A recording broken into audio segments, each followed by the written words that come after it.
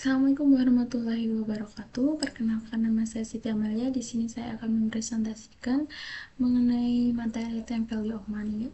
Tugas ini dibuat untuk memenuhi nilai ujian akhir semester saya. Langsung saja. Nah, kali ini jurnal yang saya analisis yaitu Komparasi Time Value of Money dan Economic Value of Time, ditinjau dari perspektif manajemen keuangan syariah. Jurnal ini dibuat oleh Ibu Susilowati dan judul Komparasi Time of Value of Money, Economic Value of Time, ditinjau dari perspektif manajemen keuangan syariah. Ini merupakan jurnal dari Syariah Economic dan Finance. Nah, isi yang akan saya bahas yaitu satu, introduction. Introduction yaitu perkenalan mengenai time value of money atau dan economic value of time, dan tujuan penelitian, metode penelitian, hasil penelitian, kesimpulan, dan relevansi dengan dunia.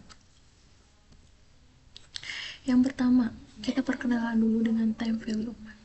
Time value of money merupakan konsep yang mengemukakan bahwa uang di masa yang akan datang itu nilainya lebih kecil daripada nilai uang sekarang.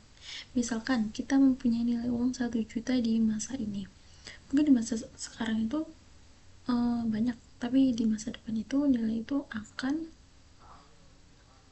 berkecil apabila tidak diinvestasikan, gitu ya teman-teman. Nah, sedangkan economic value of time itu berasumsi bahwa harta tidak boleh dibiarkan menganggur, melainkan harus terus berputar agar memberi manfaat ekonomi yang lebih besar. Nah, perputaran harta dalam aktivitas bisnis ini dapat menghasilkan keuntungan, namun juga mengandung resiko kerugian atau bahkan tidak memberikan hasil sama sekali karena masa depan bersifat tidak pasti. Return bisnis itu memang bisa diproyeksikan tetapi tidak pernah bisa dipastikan sepenuhnya. Oleh karena itu, pendapatan yang diharapkan atau expect return seringkali berbeda dengan pendapatan aktual atau aktual return yang diperoleh, sehingga FVT menegaskan pentingnya produktivitas harta sekaligus kesadaran akan resiko dan ketidakpastian dalam setiap aktivitas ekonomi. Dalam economic value of time itu memiliki konsep itu harta harus produktif, tidak boleh menganggur ya teman-teman, tapi nggak boleh riba gitu loh. Kalau dari economic value of times, kalau time value of money seperti uang hari itu lebih berharga dari uang hari besok. Kita harus memanfaatkan uang dengan sebaik mungkin. Nah, tujuan dari penelitian ini, yang pertama menganalisis konsep time value of money atau TVM dalam keuangan konvensional. Yang kedua mengkritisi penerapan TVM dari perspektif ekonomi Islam. Yang ketiga mengenalkan konsep economic value of time, FVT sebagai alternatif syariah. Metode penelitian yang digunakan itu jenisnya kualitatif deskriptif, pendekatannya studi literatur dengan analisis komparatif, terus sumber datanya dari buku teks manajemen keuangan, jurnal keuangan konvensional, terus literatur fikih muamalah, serta fatwa DSN MUI terkait pembiayaan syariah. Terus teknik analisisnya itu membandingkan penerapan TVM dalam perhitungan bunga, NPV, IRR dengan penerapan EVT dalam sistem bagi hasil dan investasi produktif. Nah, hasil penelitian yang saya dapatkan yaitu yang pertama, TVM konvensional. Uang itu dianggap sebagai komoditas yang memiliki nilai lebih tinggi saat ini dibanding masa depan. Terus yang kedua digunakan untuk menghitung bunga, nilai sekarang untuk present value, nilai dengan future value, dan MPV dan IRR. Nah, kalau dari saya kritiknya itu menimbulkan praktik riba karena keuntungan diperoleh dari bunga tanpa aktivitas produktif. Sedangkan EVT syariah itu bukan uang komoditas, melainkan uang tukar.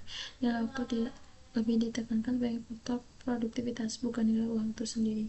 Keuntungan harus berasal dari aktivitas real seperti perdagangan, investasi produktif, atau kerjasama usaha, mudharabah, dan musyarakah.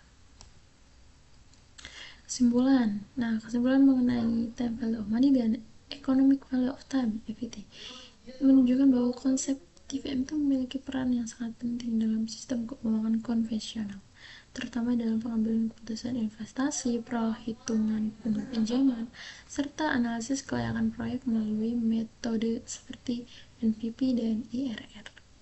TVM itu berangkat dari asumsi bahwa nilai uang saat ini lebih tinggi dibandingkan nilai uang di masa depan, sehingga uang itu harus diperlakukan sebagai komoditas yang dapat menghasilkan keuntungan melalui bunga atau investasi berbasis spekulasi.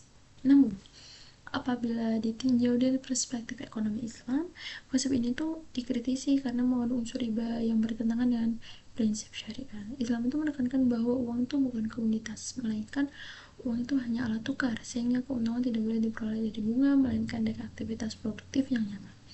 Oleh karena itu, penelitian ini menegaskan bahwa konsep itu lebih sesuai untuk diterapkan dalam sistem keuangan syariah. FIT itu menekankan bahwa nilai waktu adalah faktor utama yang menentukan produktivitas dan kebermanfaatan, bukan sekadar nilai uang itu sendiri. Nah, dengan demikian, adaptasi dari TVM ke FIT itu masih menjadi nilai penting agar sistem keuangan tetap relevan dalam praktik modern sekaligus selaras dengan prinsip etika dan hukum Islam. Nah, sekarang kita akan membahas relevansi di dunia nyata. Menurut saya itu ada 4 untuk di bidang keuangan dan investasi. Nah, jika jadi konvensional itu TVM digunakan untuk menghitung NPV dan IRR dalam proyek bisnis serta bunga kredit. Kalau syariah lebih digunakan dalam skema bagi hasil sehingga keuntungan itu berasal dari aktivitas real bukan bunga. Kalau dari perbankan dan kredit konvensional itu cicilan pinjaman dihitung dengan TVM. Kalau syariah itu diganti dengan margin tetap atau bagi hasil sesuai akad berubah atau mudharabah. Kalau dari tabungan dan pensiun konvensional tuh di sini TVM itu menjelaskan mengapa menabung sejak dini itu lebih bernilai karena bunga itu menjadi. Syariah tabungan berkembang melalui investasi produktif bukan bunga. Kemudian di kehidupan sehari-hari konvensional membantu individu memahami beban cicilan rumah atau kendaraan. Syariah itu mendorong masyarakat untuk berinvestasi pada usaha produktif yang halal. Nah, TVM itu menurut saya itu penting di lingkungan konvensional. Nah, apabila syariah itu penting juga, tapi lebih sesuai untuk yang menganut konsep syariah. Itu ya teman-teman, semoga pemaparan materi saya itu jelas dan bisa dipahami, bisa diterapkan juga, jadi nggak bingung lagi milih konvensional atau syariah. Ya. Assalamualaikum warahmatullahi wabarakatuh.